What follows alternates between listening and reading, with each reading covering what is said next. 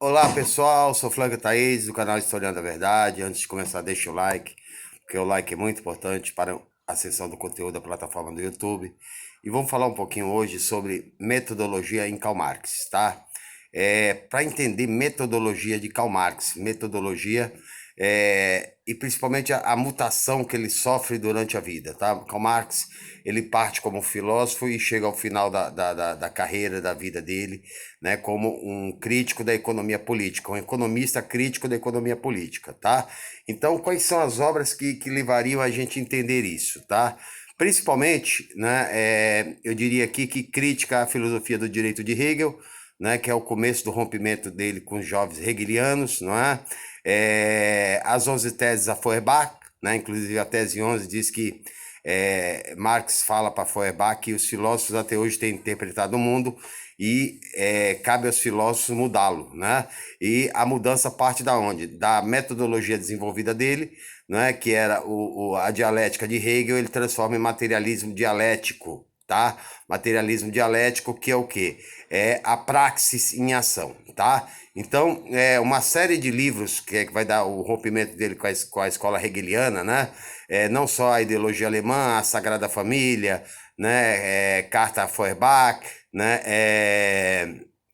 A questão judaica, né? São todos livros, né, que mostram Marx ainda no momento filosófico e ele começa a partir de onde para chegar ao ramo, né, econômico, né? Ele começa nos manuscritos filosóficos de Paris de 1884, né? E finalmente ele se consagra no esboço, né? No esboço do Capital, que é de 1857, chamado Grundrisse, né? Grundrisse é a metodologia de pesquisa de Marx, né, em relação à crítica da economia política, né? E ideologia alemã, né, é a metodologia de Marx em relação ao combate à filosofia que ele refuta. Por exemplo, a miséria da filosofia. Ele vai refutar Proudhon na filosofia da miséria, né? Proudhon, que é um socialista utópico, não é? E aí ele está falando da questão do socialismo científico, tá? Então, o Marx ele tem duas fases. Ele tem a fase, né, dele filósofo, né? Começa com ele jornalista, né? Onde ele lança os Despossuídos, né? E aí começa uma série de perseguições a ele, né? E vale ressaltar, né? Contando todos essa parte filosófica, quando ele chega em Grundrisse, é bom lembrar que ele está numa extrema penúria, né? E muitas pessoas ficam impressionadas com a capacidade que ele tem, com pessoas cobrando ele na extrema pobreza, porque não consegue emprego, porque é perseguido, né? Não tem cidadania, né? Ele é um exilado político na Inglaterra, em meados, em 1849, ele migra para a Inglaterra, para Manchester, e fica lá até a sua morte, né? E ele lança Grundrisse em 1857, que é um esboço do que seria mais tarde, né? O Capital Volume 1, que é de 1867, né? O volume 2 de 1883 ou 84, salvo engano, e o Capital Volume 3 de 1894. Tá? Então, para entender, né, a metodologia de Marx, a gente usa a parte filosófica, a gente vai usar o rompimento dele com a escola hegeliana, não é? A questão judaica, né? A questão judaica,